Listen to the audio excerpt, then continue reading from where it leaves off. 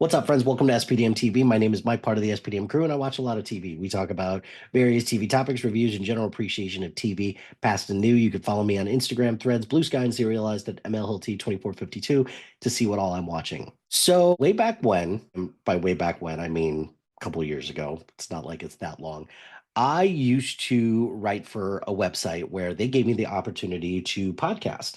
And what I did was that I'm taking a look at some of these episodes that I did before and looking to see if I can kind of introduce them to a new audience. So I am going to do a series where I release some of those episodes just so that I can showcase just some of the past work that I've done.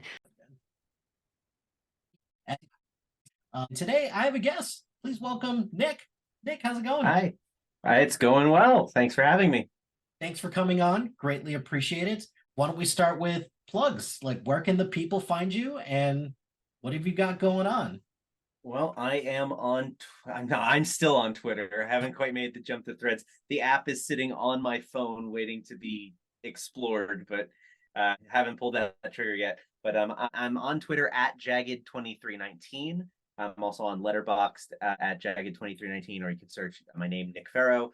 And I am a contributing writer for Sif Pop, and you can find some of my articles there. I just did The Flash back in June, and I've got Haunted Mansion coming up at the end of the month. Flash, huh? That must have been a fun time for you. It actually wasn't that bad. I am like one of those. I'm like a Flash. I guess I'm a Flash apologist because I went in expecting it to be the biggest dumpster fire ever to be fired. And I was like, oh, that was a well put together movie that only made a few errors in my estimation. And I had fun. Like, it wasn't a slog. I didn't hate my time spent. Well, and I think for movies, those are two things that I love the most about movies, is that something that you go into with low expectations and then you're pleasantly surprised. And then also at the same time, you kind of wonder what movie everyone else was watching that made everybody hate it so much. I don't know. No, I don't think in this case. I don't think that. I get it. Like, if I can understand if you went into The Flash and came out going, what did they do? But like at this point, I've seen enough comic book movies, and I've like all throughout the 90s, all I did was walk out of a comic book movie going, what did they do? That was the worst. Like, I am one of those weird people who thinks the Raimi Spider-Man trilogy is actually not that great. It's only okay and has great moments. But like, I think too many people expand those moments into the whole trilogy as though it was a masterpiece of cinema. And it's just like, so when I came into the late aughts, early, what are we calling the teens now? The teens, like, yeah. The superhero game just elevated so greatly, and now it's the same thing. With the DCEU, it just has been so terrible to see a movie to come out of a movie not just like kicking the ground, going, "What happened?" It was so refreshing. So like, I have to give it credit where it's due. What a great bar for the DCEU movies. What happened there? And anything above that, we're good to go. But you're absolutely right, though, unfortunately, for most of the DC movies. And hot take on the Spider-Man, the Raimi Spider-Man, but I do, upon some rewatching, yeah, I think we tend to overinflate the significance of those Raimi Spider-Man movies. They were great for when they were, but now, don't get me wrong, that Doc Ock fight scene from the bank and all of the CGI, like for 2002, that is a masterpiece of cinema. Watching him film those action scenes and watching that stuff, I understand why people love them.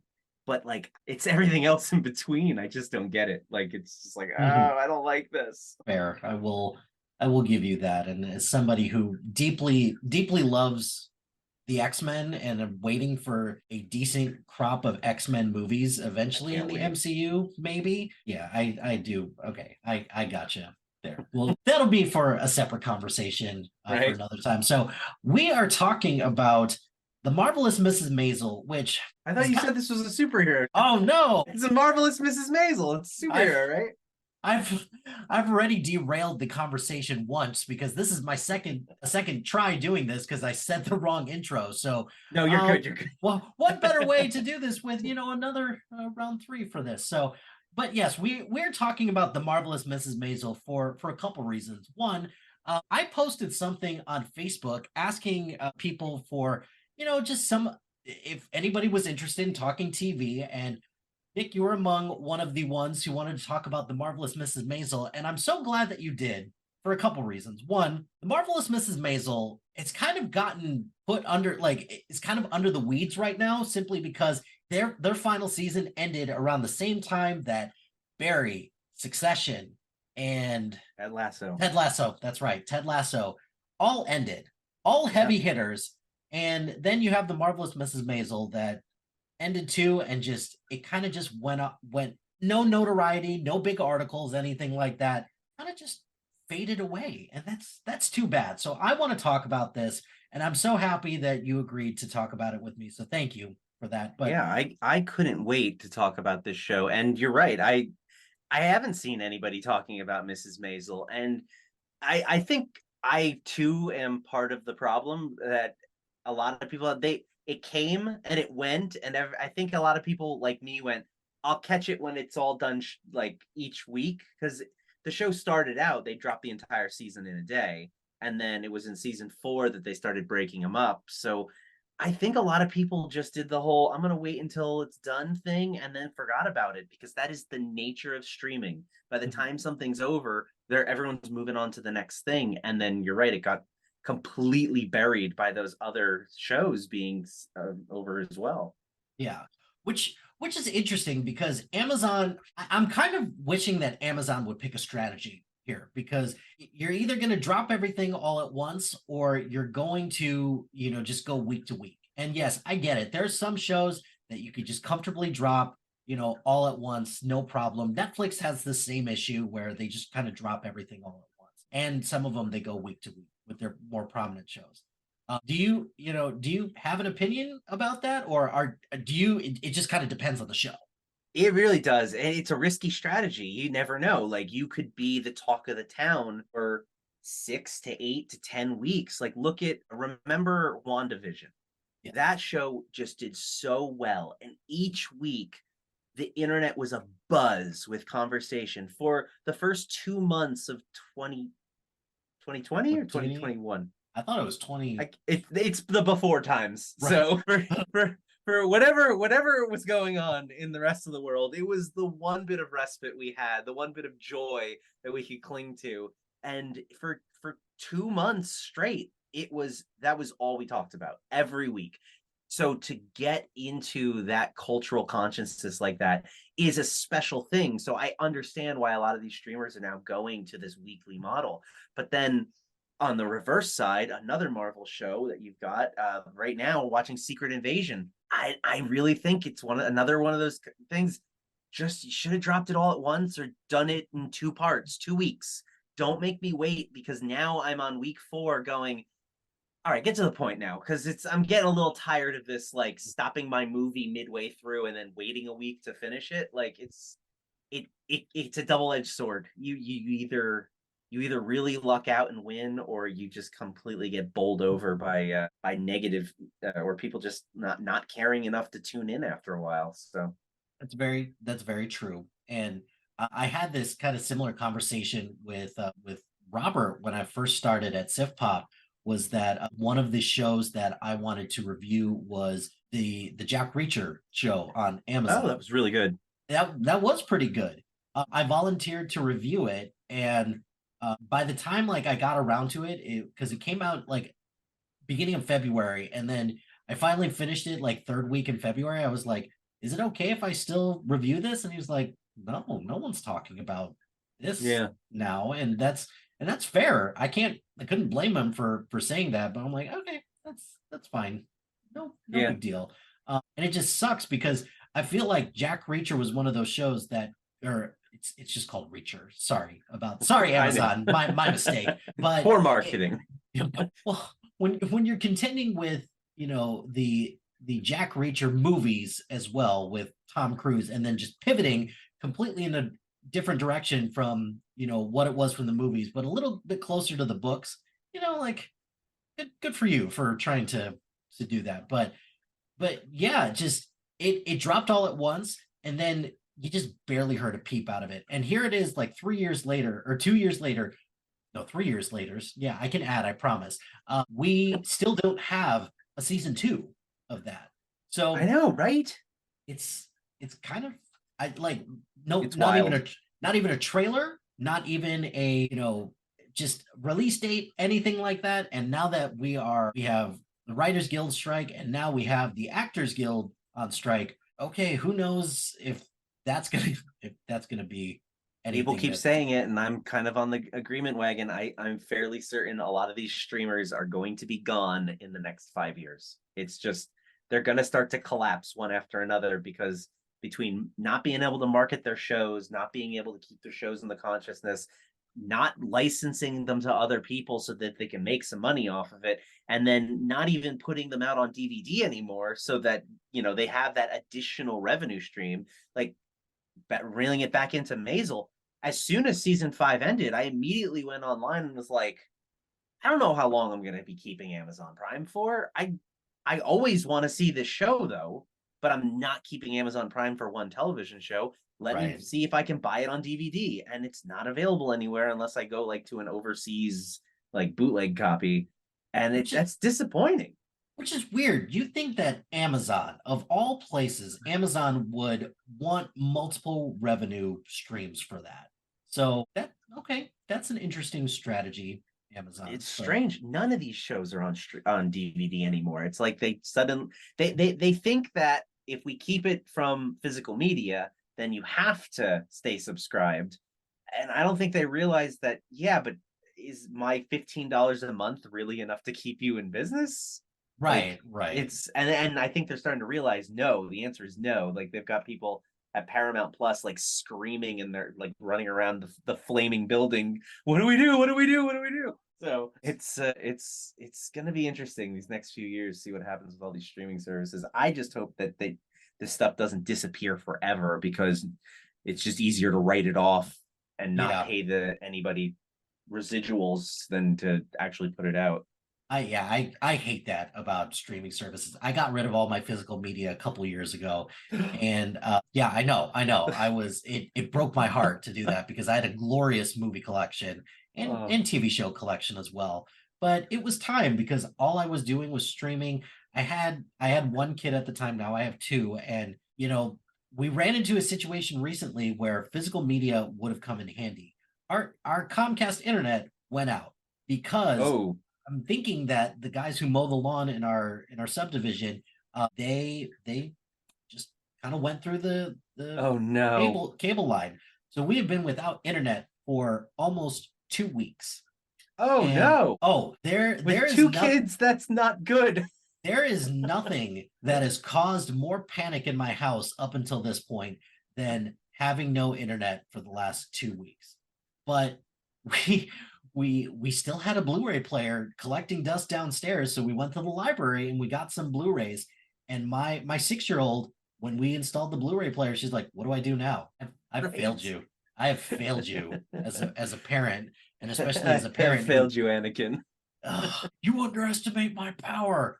But yeah, that was an interesting time, and not only that, new episodes of Bluey just dropped I on know, they're Disney so Plus. good. They're so good, and we've had to like come up with like a makeshift solution for now. So it's hard time for the internet to go down. But again, another notch, another win for physical media as definitely a thing. And these streaming services are eventually going to have to realize that Yeah. if they're going to have to stay in the game, they got to come up with other means of revenue besides like tacking an ad at like the bottom of all these TV shows.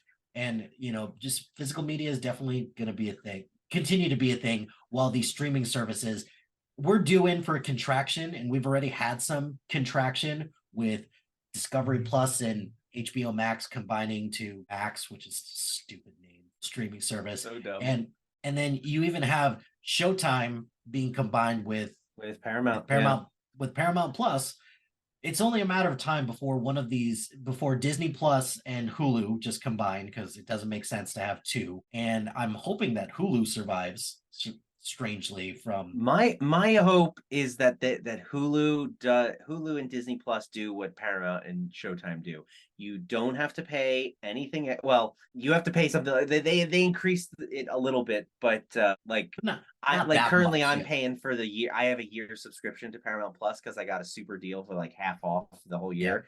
I And did I did the I same got thing. the email and it was like, your next billing cycle, it's going to increase by this much. And I'm just like, no, it won't, because I'm going to cancel it next year. But I'm hoping Disney Plus and Hulu do the same thing, where it's just like all of the Hulu content still exists.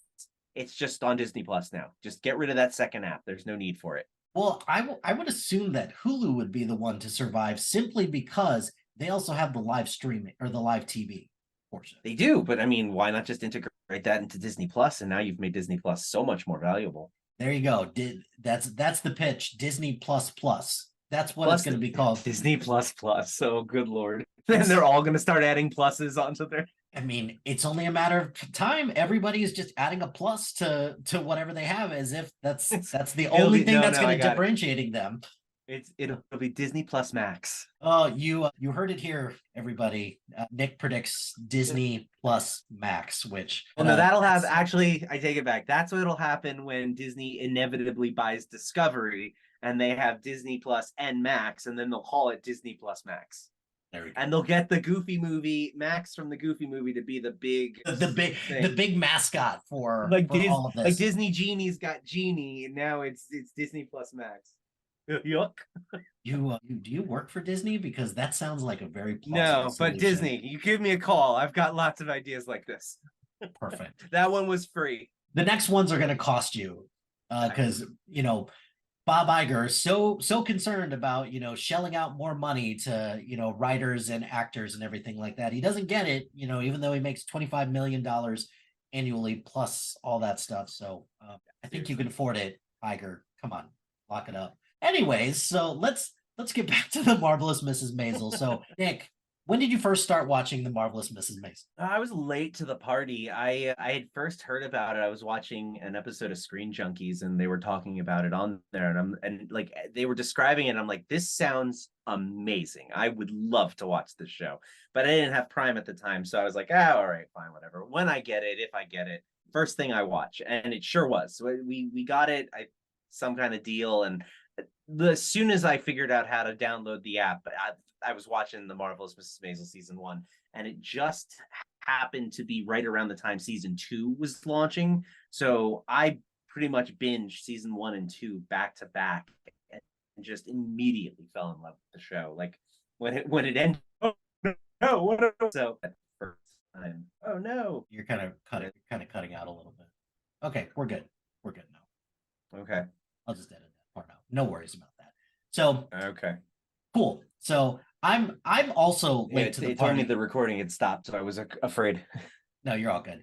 So for me, I was super late to the party. I didn't start until like season 4. So oh wow, that's kind of an awkward time to start the Marvelous Mrs. Maisel, because it's past the awards prestige that it had in the first couple of seasons, and it kind of enters an awkward time where you're starting to wonder where this show is going, because how much more disappointment could... Oh, I'm so glad you said that, because that's what I thought too. How much more disappointment can Midge Maisel endure, and where's this going? This is ultimately where it's getting, and it finally got there with season 5, but did it need 5 seasons to finally get to where it needed to go? Obviously, Amazon thought so, and it's still good. It's still quality TV, but dare I say, it's a little past its prime. And then rounding out into this final season, you kind of wonder, you kind of knew where this was going from this point. It's like, she's either got to get famous, or this journey, was it really worth talking about or worth it? I'd say yes, because I enjoyed. Let's just get into it with the 5th season. So what'd you think of this 5th season? I thought the 5th season was a complete return to form. I loved it. Every single episode had something exciting about it. It was new, but also it really, at this point, that we knew these characters well, and so they weren't afraid to go out on a limb and do just random things. Like they take the time with Abe going to the kids' school and like spending a day at the school, and I love that episode so much because it's so funny, but it never lost where it was going the entire season. And that's what I didn't like about 3 and 4. Like towards the end of 3 and then most of 4, it felt like it was in this holding pattern. And there was definitely a what are we doing here? And there's a part of me that chalks up 4 to the pandemic because I'm sure they had to work around that heavily. But I was just so glad to see that not only did they take 5 in a really good direction with the time jumps and not, they said this is the last season, so we're going to show it, we're going to finish it out, you're going to be satisfied with this ending, and I couldn't have been more satisfied. Like this is probably one of the best season finales ever. Like it's up there on my mountain. I loved it. So I should have prefaced this when we first started talking about this. This is a full spoiler talk. So because for a couple reasons. One, it's been almost 2 months since this has ended. And more importantly, yeah, we're just going to talk spoilers around this. And I'm so glad that you said that about the season or the series finale, rather, because I talked a little bit about this on Sif Pop because I wrote the piece about the 5th season of the Marvelous Mrs. Maisel, and I kind of went out on a limb and I said the Marvelous Mrs. Maisel, out of all 4 of the shows that ended, which I don't like doing this, ranking them because they were all great to some extent or another. The one that I'm probably going to rewatch the most and the one that just got me on the most visceral and emotional level was the Marvelous Mrs. Maisel, because everything just leading up to her big set and just everything about it, from the tension that was created from like, hey, she's finally going to do this, and then it's like, nope, we're this is just going to be like a quick interview about some of the lady writer on the show and everything like that, which, oh my god, I was like, what is going to happen? Because I was heartbroken at that moment. I was very nervous that was what it was going to be. And then the moment that Midge just looks at that microphone and was like, she's like, I got an idea. I got to do it. And that conversation that her and Susie have before she just goes for it, I love that conversation so much. And just ending it with just, the signature tits up and everything like that. And just how Susie, just a casual reminder, it's like, no one wanted you to get on stage when you originally started doing this, so what's stopping you now? And that just sets the stage. It just like I'm just getting chills just thinking about it. I just was about to say that you're giving me goosebumps just thinking about it, because you're absolutely right. That moment was the moment. And then to see her go on stage and perform and do well, it was almost like the complete inverse of the pilot, where she gets up on stage and it turns into a total nightmare. Like she does well, but it's nothing. You would never think that that's where she got her start. And right. And even though the episodes previously show her that it's very clear she went on to become a huge star, but like in that moment during the finale, you're still going, is it going to be okay? Is she going to be okay? Even though you know already. And the Paladinos, they get me, man. I just love how they can really just strike that chord and pull out that emotion from you and just want all the best for these characters and still be concerned for them as though they're your friends and as though you know them. It's wonderful. It was so good. I like her jokes landed. The fact that like her entire family was there too, and just the journey for Abe and Rose just to get to the studio as well was hilarious. Just watching them just struggle to get there, and even Moish and Shirley. Oh my god, just backseat, just complaining and just like I just loved it so much. I even love that Joel was there too, which a small part of me thought that Midge and Joel would finally just that would be the end game, and it didn't Oh, turn out. really? It didn't turn out that way because I don't know. Like I was not one of those people who thought that Midge and Lenny was going to be the end game. Like I agree. That would have been weird. That would have been too weird for me. and I like Joel, but I also didn't want her to end up with Joel. I actually love how she didn't end up with anyone. And she yeah, did have relationships. She did get married or almost married a few times. And I love how it really just speaks to her character and to just the empowering part of being a woman in this industry that every time she walks into a room, they go, "Is she the singer?" And she doesn't, she's the comedian. She doesn't look funny. Well, like that, and that's such a running theme throughout that for her to just remain like strong and independent and to do what she wants to do regardless of this man's world. I mean, the one episode is it's a man's, so yeah. it just goes right along with the theme of the show, and for her to end up with one of them or somebody, I would have been really disappointed with that route. And Yeah. I mean, looking at their past work, they don't typically like letting letting their strong female protagonists end up like shackled to a guy just Yeah. cause. So Well, I and really enjoyed that. because at first I did think like towards the middle of the season that's where it was going to end up, but then also when you find out like kind of what happens with Joel and Midge, like in the kind of just in the background, it's like, Yeah, oh, with him okay, going to like prison for her. yeah, that sounds like something that would mysteriously happen with Joel, I guess. So I really like how they really did make this whole series with Joel. He never stopped trying to make it up to her. He yeah, said right at the beginning that he would do his best to make amends for what he did. And he knew that he probably hoped that maybe one day they could, but like I think he knew well, deep down that it was over and yeah, that as long as he did his best to try and make amends, he could keep her in his life as the yeah. consolation. Hmm. And I'm just and that was another bit of that like that bittersweet moment. Like you see him, he's so happy for her on stage, but also at the same time, he still is so in love with her. You just know that You can just like tell. he Yeah. is like there is no one else for her. He'll go to jail for her.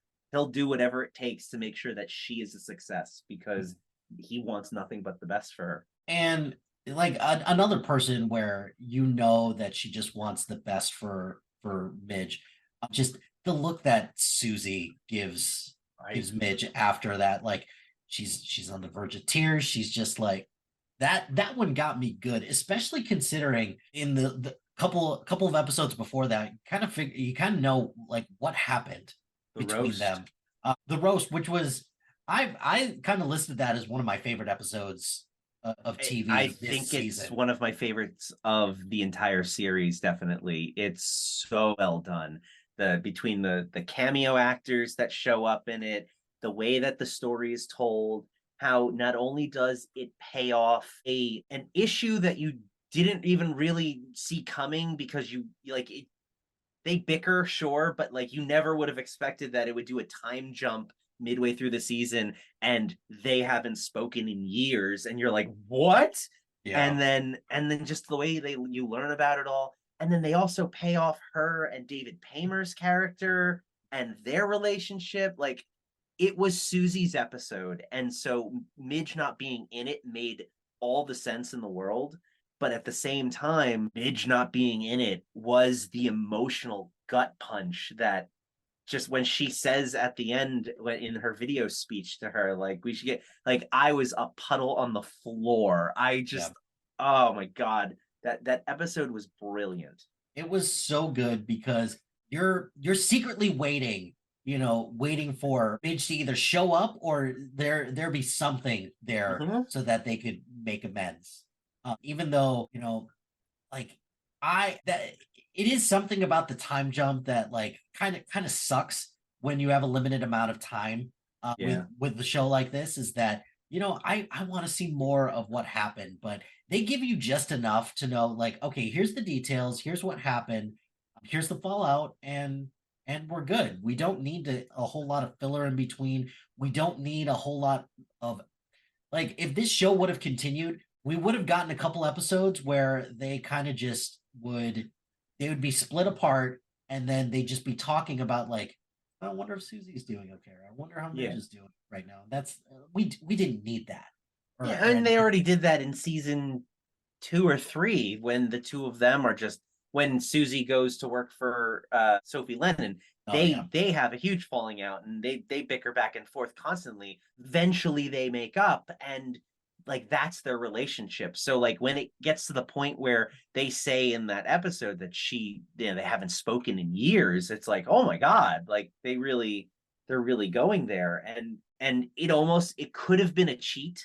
Like Yeah. like they could have totally fumbled the ball and it would have fallen flat. It wouldn't have at all worked. But just the strength of this writing, the strength of these actors, and the two of them together throughout the entire series built to that moment where they can allow themselves to cheat a little.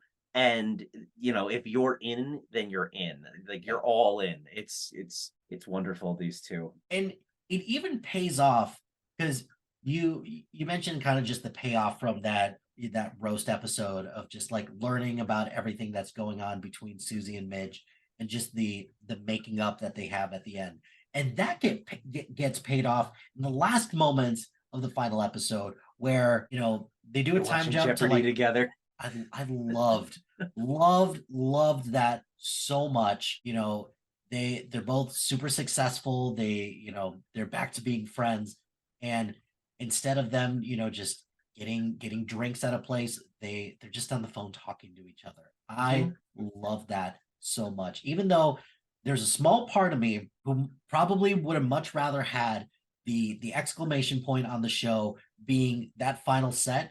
I was happy that was the last thing that we got to see. That little coda was the exactly what we needed to ease ourselves out. Like the set on the Tonight Show would have been a wonderful ending. It would have left me ultimately unfulfilled because you're wondering. And some shows can pull off that wonder. Some shows they can leave you with that and leave you to the spinning top of Inception. Like, what does it mean?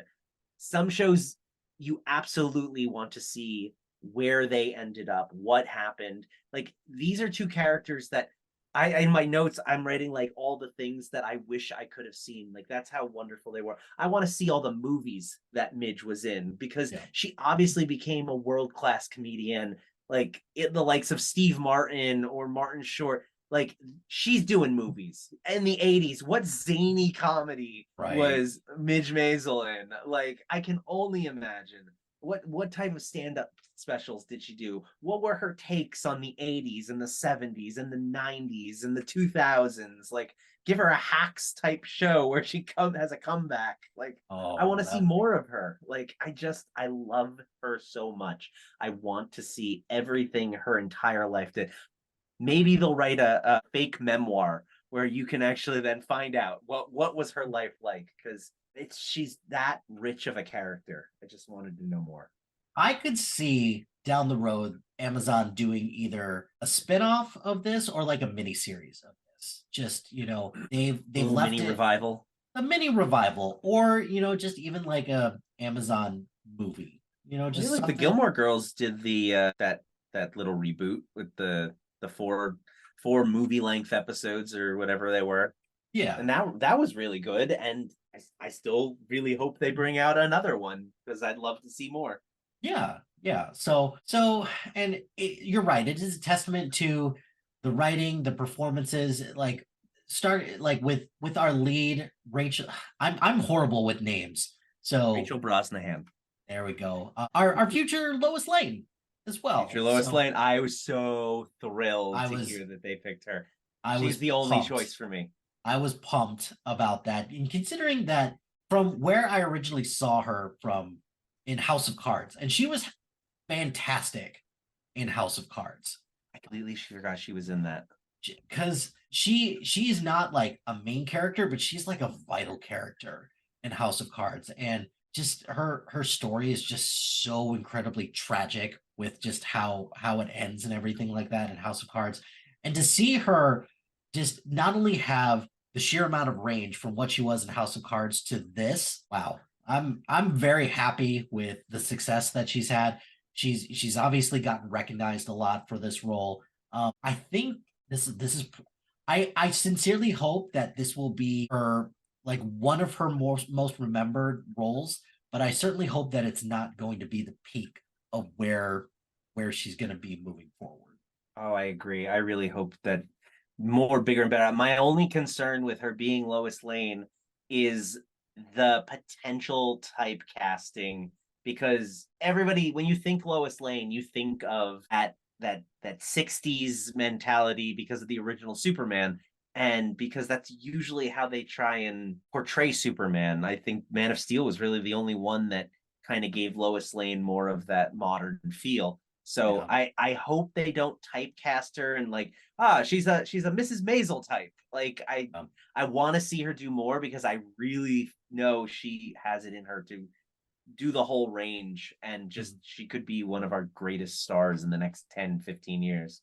Well, and I think my only other concern as well is that I hope that Lois Lane doesn't just I really hope that like Marvel kind of had a little bit of this issue where it just felt like the only thing that these actors were doing were Marvel movies. Oh yeah. And even for DC to some extent or another with some of these people, minus maybe Henry Cavill, who got to do Mission Impossible, I guess, and then got to The come Witcher. back. You can't forget about that, and Yeah.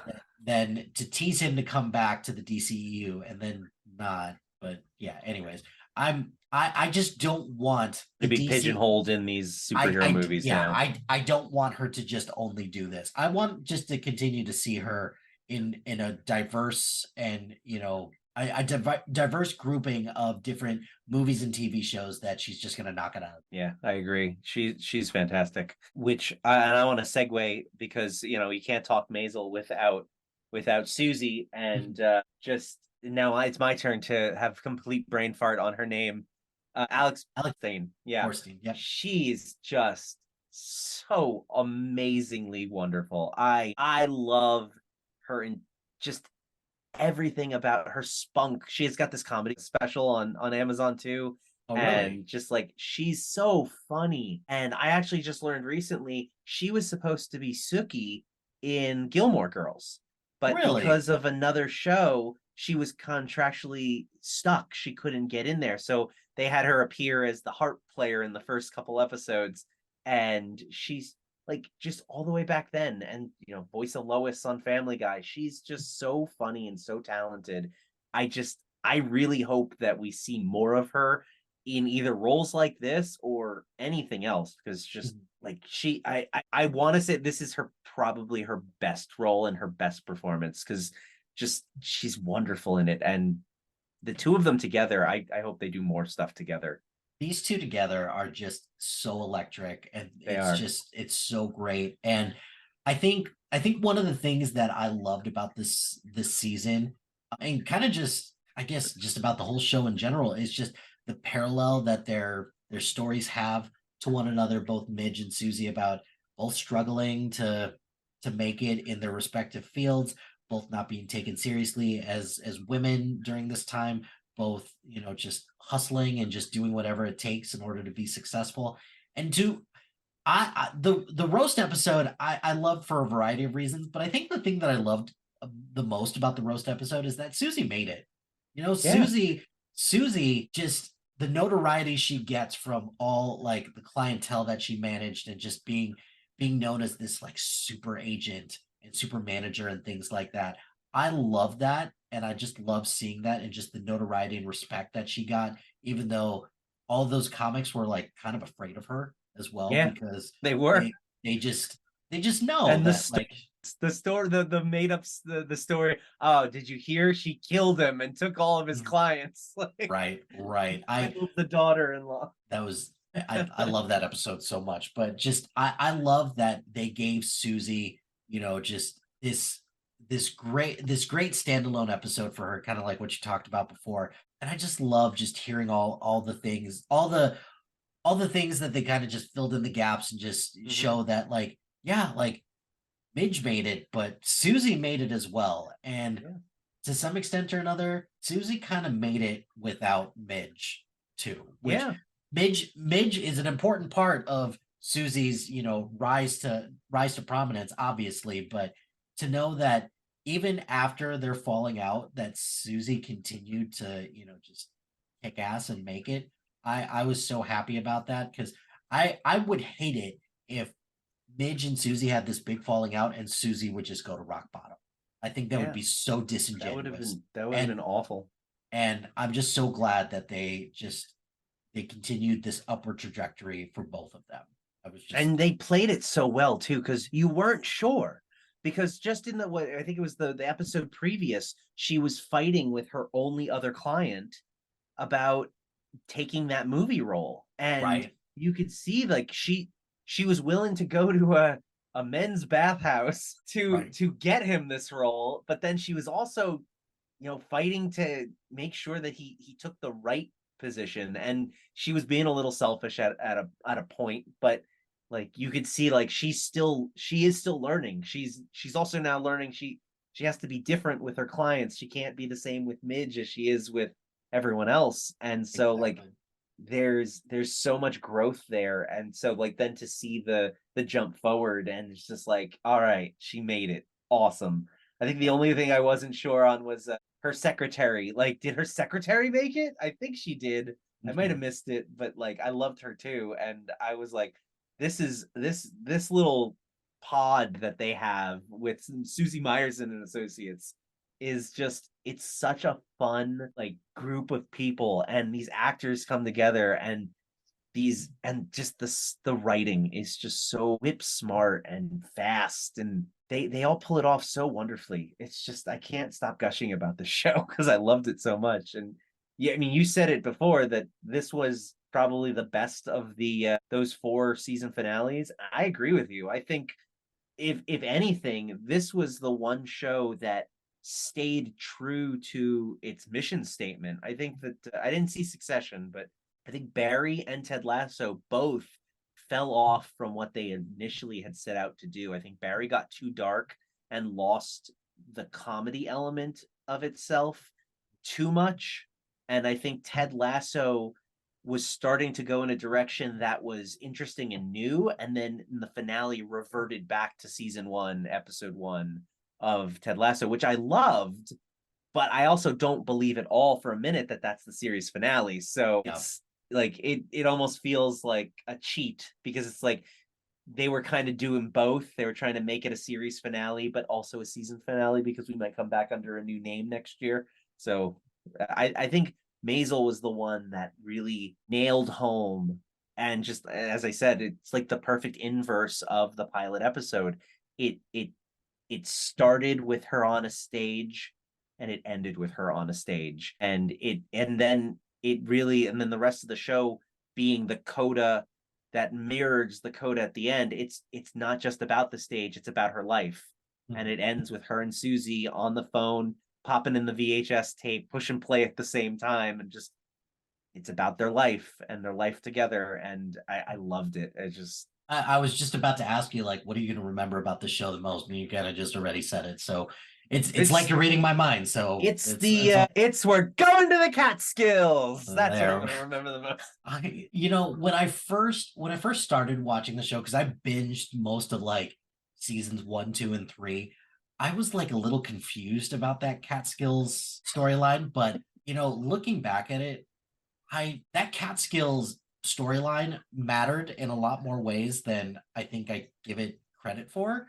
And looking back now that the show is over, I appreciate that storyline so much. And it's just one of those things where not every show can pull off what this show does, which tells a great story about a wonderful character, a partnership with, it's the story of Hollywood. in general, and just not just Hollywood, just show business in general, about just the struggle that so many people have to go through. And just it's a great underdog story. It's a great story about the hustle that, the extra hustle that unfortunately women have to go through. Like setting this in the 50s and 60s was perfect, because it's just, there's an extra layer of difficulty that you have to go through for women, unfortunately, during this time. And it just makes her success all the more better when you're watching it at the end. It's like, because the sheer amount of struggle that she goes through so many great moments, only to be kicked down not too long after that, with just heartbreak after heartbreak. And granted, some of these heartbreaks are because she couldn't keep her mouth shut, or she couldn't control herself. And, that sucks, but it also, she learns from all of that as well. And that's something that, just seeing the progression from, just, she just ends up, just taking care of everything, and going from there. I just love that about that. Well, Nick, with that being said, the last thing that we'll talk about is, give me, this can either be from the final season, or this could be kind of throughout the course of the show. Give me some of your top moments or favorite episodes from There's the so Marvelous. many. Yeah, absolutely. I absolutely love running jokes, and the runner of she's a singer, or Yeah. she's or Susie being mistaken for a man Oh yes, constantly. I love that. Like every run of the gamut, young man, little boy, that's sort of thing. Like they nail her every time. It's so funny. I just rewatched the Catskills Mountain episode, so she's walking around with a plunger. Oh, I love that. I thought that And was then so that fun. weird guy who's just like, I know you don't work here. I mean, she's like, who the hell are you? Get out of here. Just her snark is so great. But then like Tony Shalhoub, oh, he's just so wonderful. He is like the perfect neurotic person, but also like very meticulous and quiet, but like he has such big opinions, and he's so ridiculous at times. I love him. I love Tony Shalhoub in this so much. Just a role tailor made for a performer just like him, and just kind of the evolution that Abe goes through throughout the course of the show. Like, I could not believe that to start off season 2, we're going to Paris, and getting Rose back. Like, this is gonna sound kind of crappy, but just go with me on this. I didn't think Rose had the guts to actually go to Paris. And I'm glad that she did, because this kind of helped, like, kind of recalibrate Abe a little bit, and just be like, hey, Abe, like, you need to start paying attention to stop being such a jerk about stuff. And I love just some of the things that, like, Rose was saying. It's like, you don't pay attention, and so many examples of that leading up to that. Just that conversation is just like, he not hearing anything about, she's going to Paris, like, not believing her or anything like that. I think one of the things that I appreciate about this show so much is just, it's, if you're somebody that pays attention to things, the jokes just become so much funnier as well. They're so deep. I mean, after you've watched it 3 or 4 times, because it takes that many times to understand what they're saying, because they talk so fast. Oh yeah. But I absolutely cannot believe how incredibly funny her stand-up routines are. Like, I know.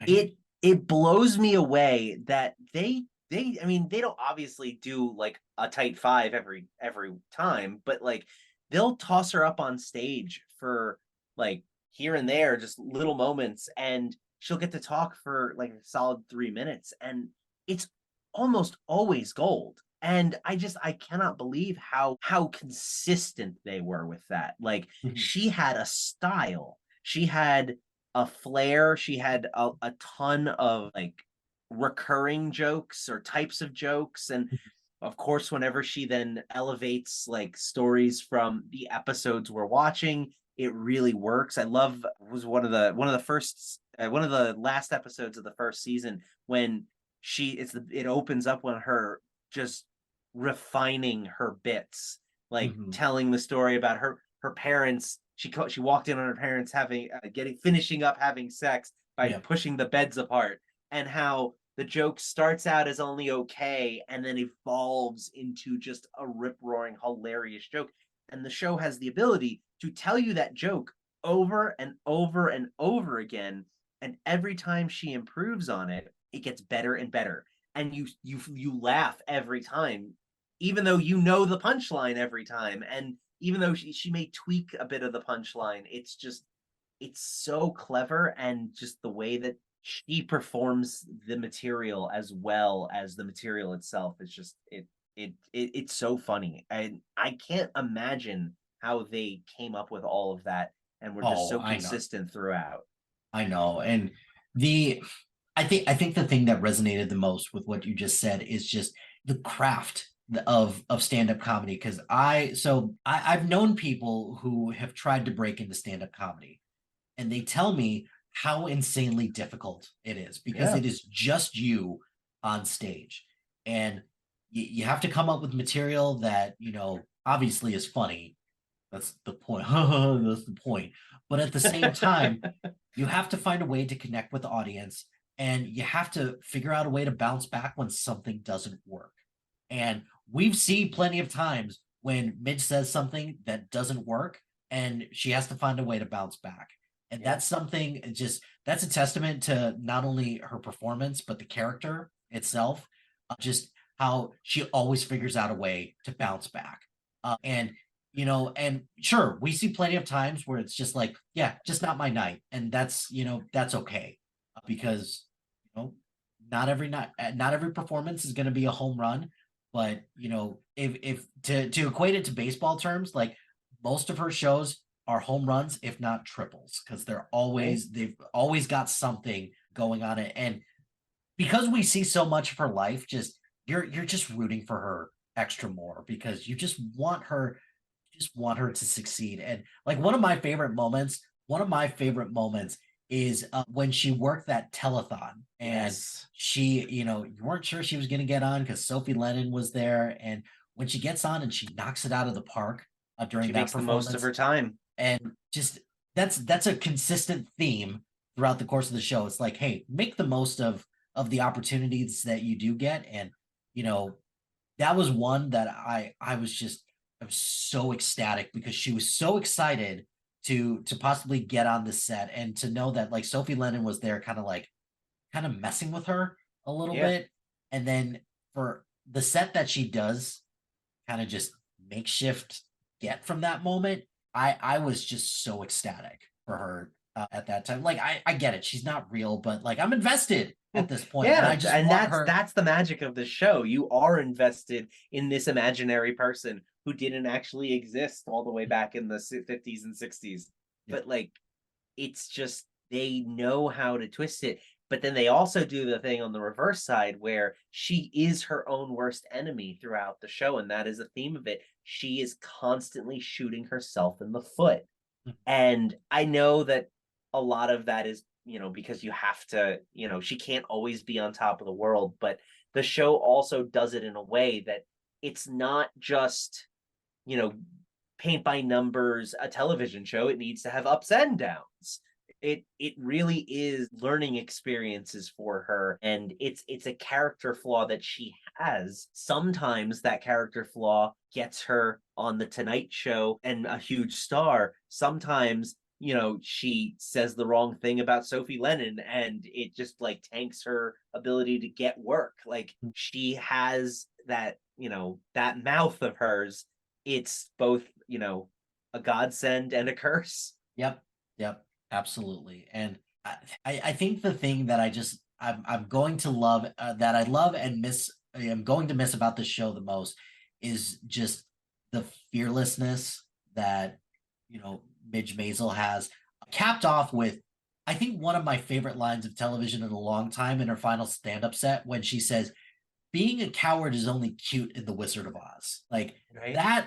that line is going to stick with me for a long time, because number one, it's true, because it's the perfect way to encapsulate what it means to go after your dreams with just something that's so timeless like The Wizard of Oz, and just saying how, like, yeah, like the lead up to that as well, just talking about like, I don't just want to be someone who just like looks at opportunity and just be like, okay, I'm just not going to take this one, just Mhm. she's going to go for it. And when she said that, I was like, oh, what a great line.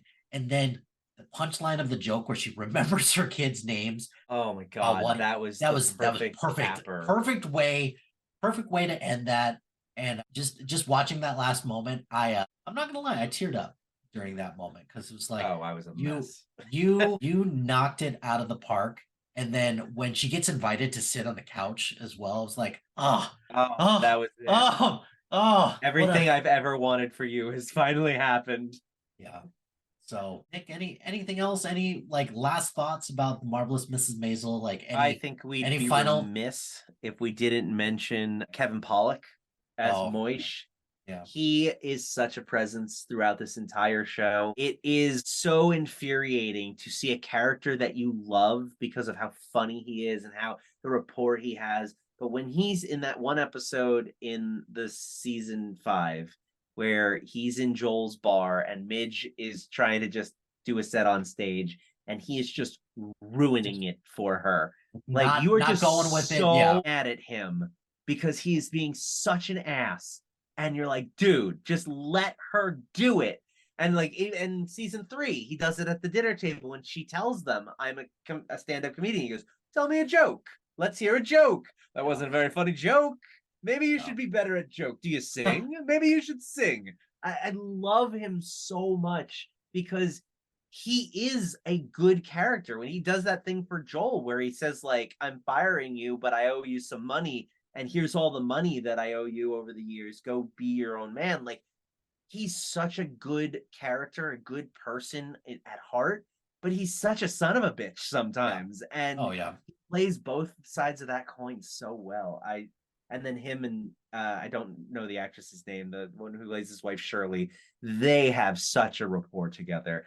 And the I don't know if it was the finale or the episode before, like when they fell in the bath and they're like they laid in the shower for hours talking. They're Yeah. I'm like, oh my God, that's the only way these two would do it.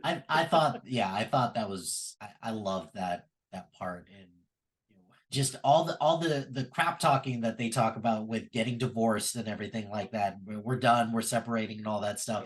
And that's how they end up salvaging Yep. their marriage.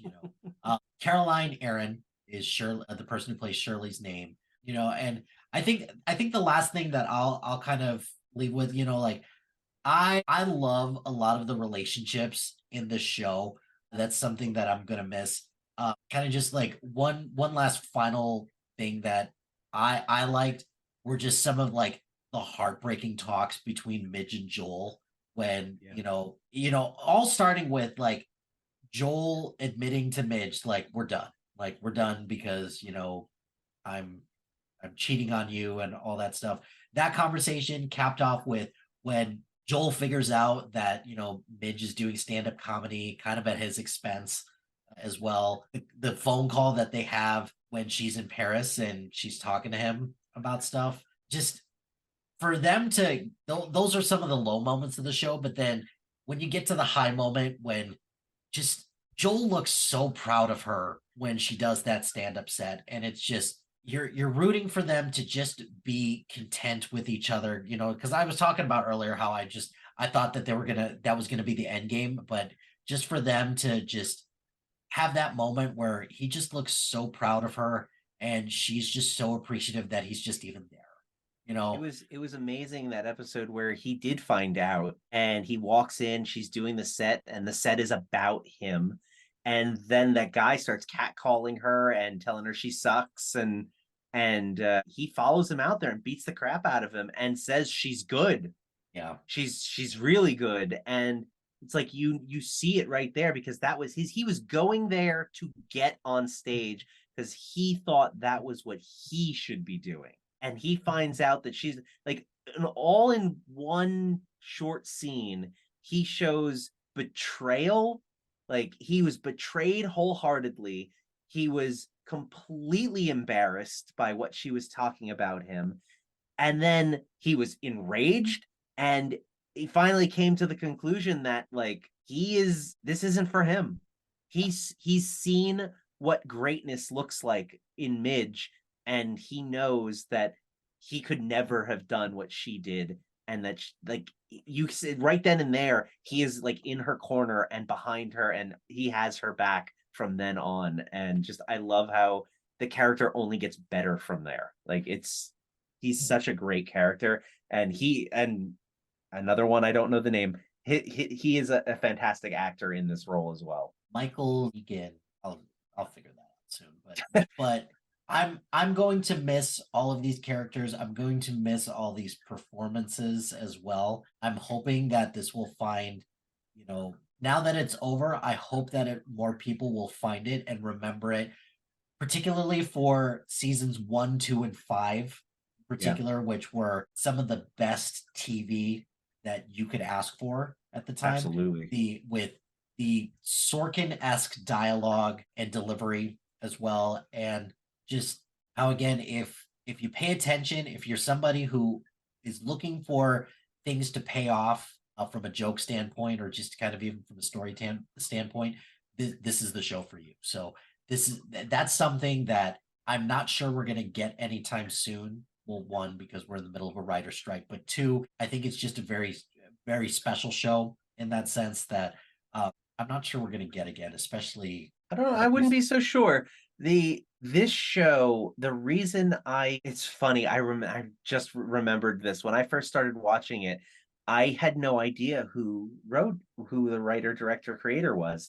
And I'm watching it, and I say to my wife as we're watching the end of the finale, I go, "This is so much like Gilmore Girls," and that's a show that I loved. And she started watching it. She got me into it, and I absolutely love the Gilmore Girls.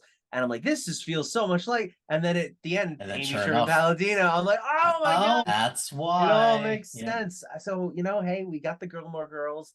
Maisel is its spiritual successor. Whatever they do next, I know the Palladinos will 100% blow us away. So the Sherman Palladino, they are so clever. They have a talented pool of actors who are in all of their stuff. In the prison, I gotta bring it up, Lorelai's mom, Emily Gilmore, was the lady in the prison with the smokes, and that they got arrested for doing the fire. I died. I'm like, that's Emily Gilmore. It was so funny. And then Milo Ventimiglia. I think that's maybe the one hanging thread that I didn't like. Like, they brought him in and then they got rid of him. I'm almost wondering if he was a casualty of the writer's strike, or not the writer's strike, the pandemic, where they were going to do more than 5 seasons. The pandemic happened. They said, let's cap it at 5. And then they quick wrote him a farewell. A quick and weird send off. Weird. Yeah, really weird. Like, okay. And then he was never seen again. And I also want to mention the episode where she becomes a pirate. I died. Technically, because we were on international waters and the amount of money lost, it would be an act of piracy. And the dude is just like, this is the funniest thing I've ever heard in my entire life. Are we done? Like, she's fine. Let's go. There's so many little moments in the show that just add up. It's just one of the best shows on television. And even seasons 3 and 4, they weren't very focused. At least 3 towards the end and 4 throughout. It was a little scattershot, but like still delivered on some of the most entertaining television. They had moments throughout that, it may not be the best season ever, but it was definitely it had some of my favorite moments throughout the show in it. Right. So they managed to keep it solid pretty much throughout, and it's I keep telling people, like, if you like Gilmore Girls, you should definitely check this out. And right now, Gilmore Girls is like one of the top 10 shows on Netflix, like most watched. So like, hopefully more and more people discover Maisel, and just the second you watch that pilot episode, I can't even imagine anyone not being hooked on the show after that. The pilot is great.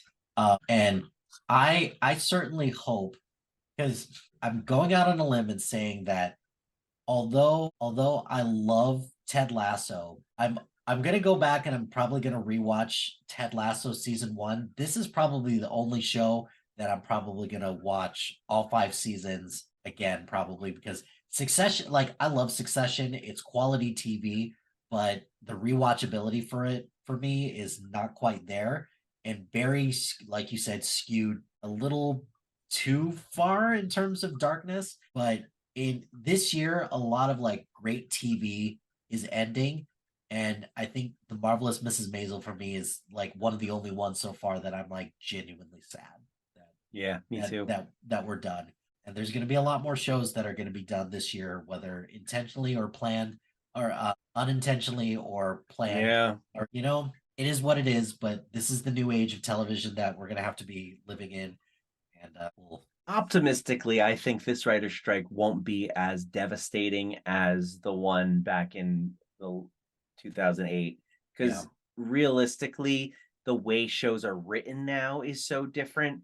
I think we might see a few casualties, but I think it's more than likely that most of the stuff just got put on hold, and it'll all continue. Like there aren't a ton of things that I can imagine are going to like suddenly be a completely different show. Like I don't anticipate a Heroes situation. oh no, because no. shows aren't 24 episodes anymore. Most No. shows are only 10 eps anyway, and they're usually in the can before they even go into production. So like we are not going to suddenly see one of our favorite shows stop airing episodes, change the order of their episode release strategy, and make you think that they're suddenly ending on a Princess Bride episode and you're never going to see them again. So like if you understood that reference, we can be friends.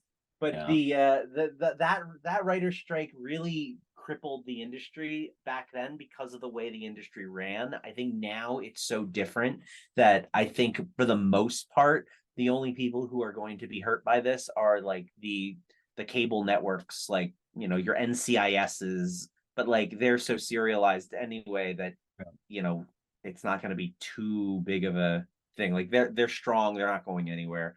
Like just some of these like more smaller, newer shows that are like 24 episodes long might get hurt.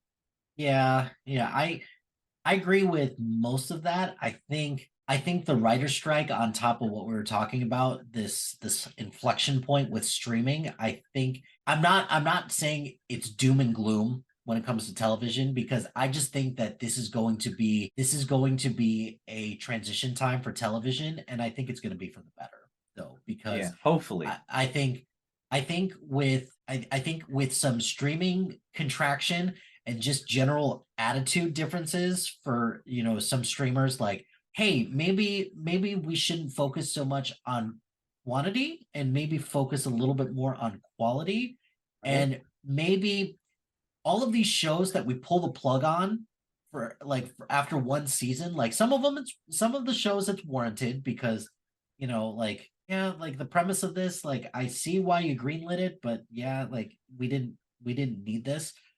But I'm hoping that one of the things that will come about from the quality instead of quantity as well, is that streaming networks give a little bit more support and a little bit more trust with their shows, and they last a little bit longer, instead of like, hey, we're gonna have the show, we'll probably do it for 2 seasons and then that's it. Unless this new era is just, hey, all we're doing is miniseries. That's it. Like all of these are one season, too long for a movie, but not long enough to have multiple seasons.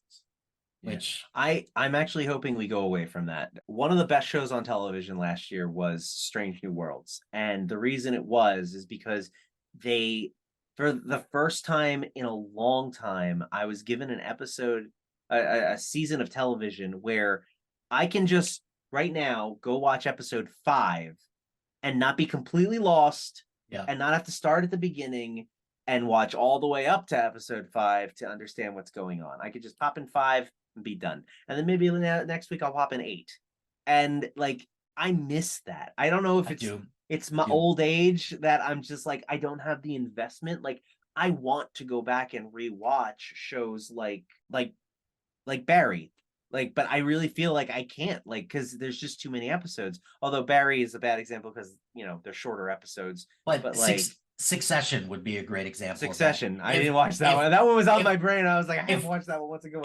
If you were to start watching Succession this most recent season 4, it was 4, and if you were to start watching it there, you would have to go back and watch all of those. And not only are those episodes an hour long, but they're also heavy. They're also so it takes more time because it's more of an emotional investment to just get through those shows.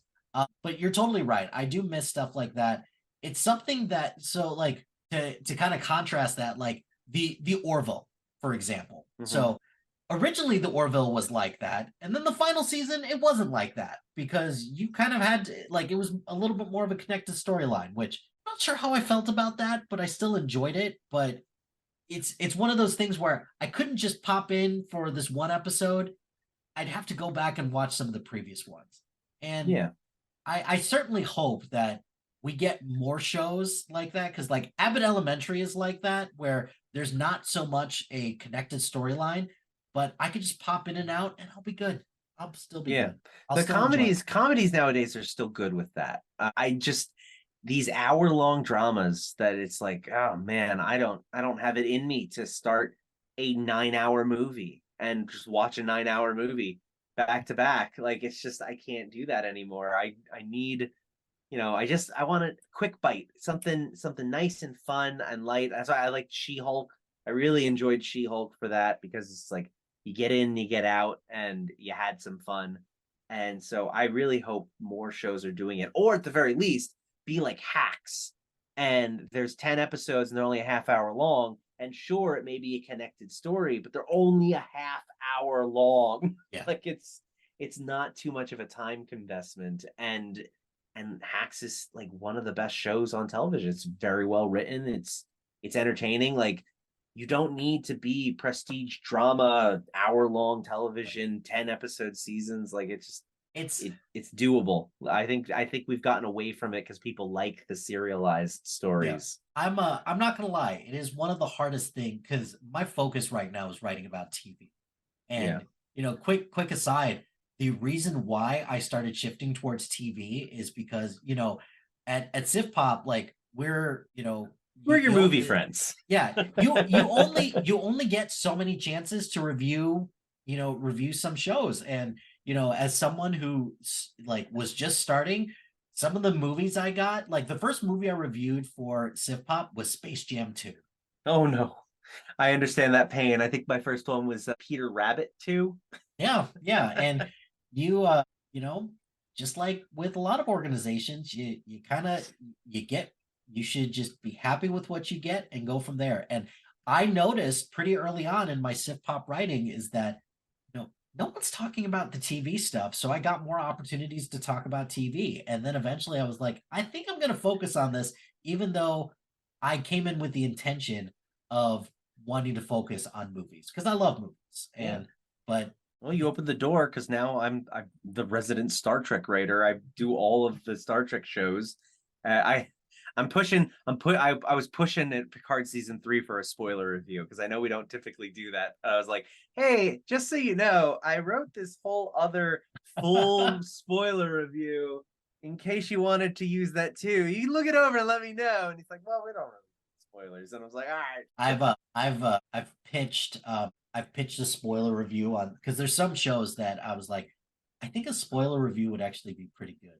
And I ended up doing the podcast for Barry and for Ted Lasso, and then Robert did one for Succession. But I don't know, like I think it would be, I don't know, I think sometimes it would be kind of cool. Sometimes it's necessary. Like I felt like my Picard season 3 review was quite neutered, because there's just so many. It's 10 episodes. It is serialized, although I think they did a really good job of breaking it into like 3 chunks, 3 mini stories within a big story. But the kicker to it was, at a certain point midway, I had to completely stop talking about stuff because certain characters appearing were considered spoilers. And some of my favorite moments of the show are 100% a spoiler that I didn't want to ruin for anybody who didn't know or hadn't paid attention to it. So it's like some shows you really need to be able to talk freely. I was thinking about broaching the subject of, hey, what if we did episode by episode reviews? I don't think that one's gonna fly, but that would be interesting. Probably not. It'd be interesting. I'm actually kind of running into that same issue with as we're talking on a TV podcast about a different site. I'm running into this same issue as I'm still kind of putting together my review for Silo season 1. I hear good things about that. It is very good. Apple certainly knows how to make a great sci-fi series. I will give them props for that. And this one's pretty great. I think I put it at like it's definitely my top 10 of the year so far for TV shows, but it's not like top 5, which here I'm saying like top 10 is nothing, but it's not top 5, It's no top 5. 6 it's- through 10 suck. yeah, all of these are the B team and everything like that. So but yeah, I really liked it, but it's hard to talk about it because some of the most interesting moments are spoiler. Yeah. So I feel your pain on that, and as a Star Trek fan, I'm sure, and with Picard, that's its last season, right? So That's it. so yeah, that I feel your pain there. So I want to thank Nick. Nick, thanks for coming on this. Greatly appreciate it. Thanks so much for having me. I appreciate the invite. M. Hill. That's going to do it for this episode of SPDM TV. Be sure to like, rate, and subscribe to anything and everything wherever you get your podcast. Join us on social media on Facebook, Instagram, Threads, LinkedIn, YouTube, and Blue Sky at SPDM Crew. Check out our website.